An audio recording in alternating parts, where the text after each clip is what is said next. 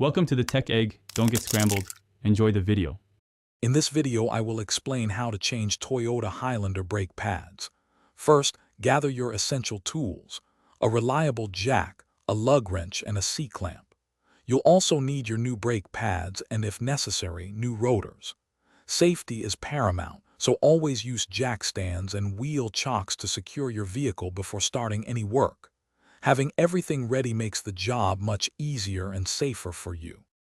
Once your vehicle is safely supported, you can begin removing the old brake pads. Start by fully removing the lug nuts and then the wheel itself.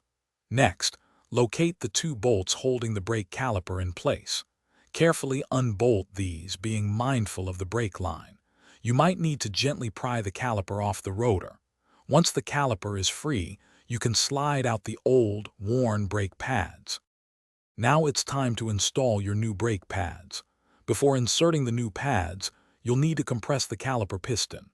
Use a C-clamp or a specialized tool to push the piston back into the caliper body, creating space for the thicker new pads.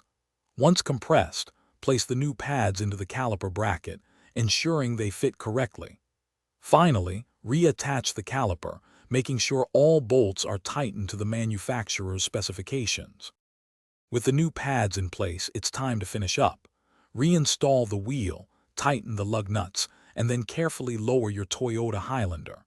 Before driving, pump the brake pedal several times until it feels firm. This action properly seats the new pads against the rotor and ensures your brakes are ready. Remember to check the description for a link to the Owala water bottle and other great deals. Drive safely and enjoy your newly serviced brakes. Thanks for watching. Consider subscribing if I helped unscramble your problems.